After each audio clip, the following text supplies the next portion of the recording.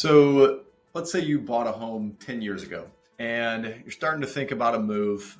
Maybe you're outgrowing the home, or maybe you need to downsize, or you've got a job relocation, whatever the case may be. But you're looking at the market and you're realizing, I paid $300,000 for this home that today's worth $600,000. So I have a fair amount of equity. Maybe you refinanced at the bottom of the market when rates were around 3%, bottom of the mortgage interest rate market, and your payments $1,500 a year for this house that's worth $600,000. Maybe you owe somewhere in the low 200,000 range, 215, 220 for a loan balance, and you're starting to think, the wheels are turning. Should I really sell this thing, or should I hang on to this extremely low interest rate mortgage that I have? And that's an issue or challenge that we're observing much more often in today's market, especially as the real estate market has changed a little bit and it's not as easy to sell homes and mortgage interest rates have gone up. And so you may want to feel like you're hanging on to some of what was a phenomenal interest rate for your current home. So let's take a look at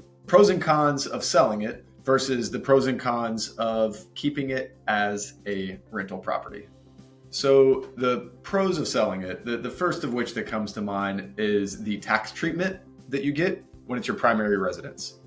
So if you are single or file a tax return as a single individual, you can exclude up to $250,000 of capital gain on your primary residence from any sort of long-term capital gain tax. If you're married filing jointly, that number bumps up to $500,000 of a gain. And beyond that, I won't get into the nitty gritty details. That's kind of like a call me offline or ask your CPA type thing. But that is a great benefit. And the catch is that goes away if you haven't lived in the property 3 of the previous 5 years. Basically, the catch is you have to have lived in it 2 of the previous 5 years for it to be treated as your primary residence from the perspective of the IRS. So that's number one, is the tax treatment that you get. The second part is this was indeed your primary residence. You may be emotionally tied to it. And I've just time and again seen where someone turns their primary into a rental property. They realize that a tenant is not going to take care of the home the way that they did, is not going to love on it and care for it the same way that they did. And that really rubs them the wrong way. And that's just sort of a recipe for disaster. And being a landlord is expecting your tenant to take care of it the same way you do. So if you sell it, you kind of break that emotional tie and you don't ever have to think about or worry about the property again.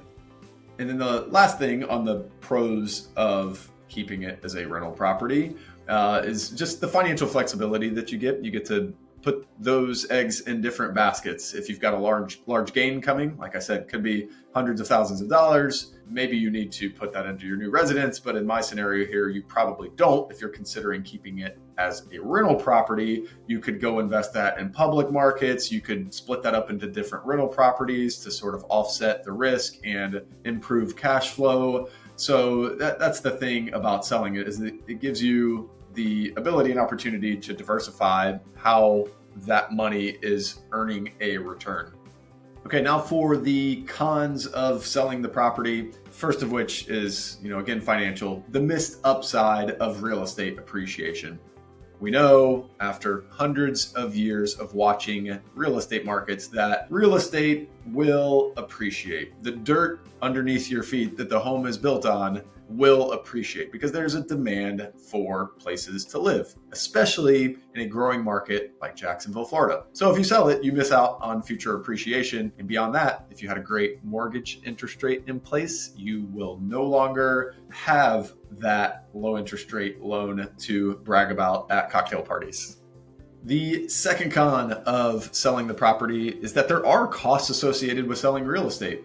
Basically, that's the state's opportunity to come in and get some tax revenue. Also, real estate brokers charge for services whenever you're selling a home. So that's something to think about, is just because your gross selling price is X, take into consideration what your Y, like net selling price or walkaway money, is going to be, to make sure that the number that you're going to walk away with is still compelling, because there are costs associated with selling it, even if you don't have to pay the IRS any capital gains tax. The other sort of financial con, so to speak, or potentially negative aspect would be if you're not the greatest with managing your own money and you know that you're going to go blow it and buy a new boat new car, new vacation, all in one fell swoop, as opposed to, using that money wisely, then maybe it's sort of a forced savings and investment program for you to keep it tied up in that former primary residence and turn it into a rental property. That way, there's no opportunity to do anything else with it. Okay, now let's look to the keeping it as a rental option.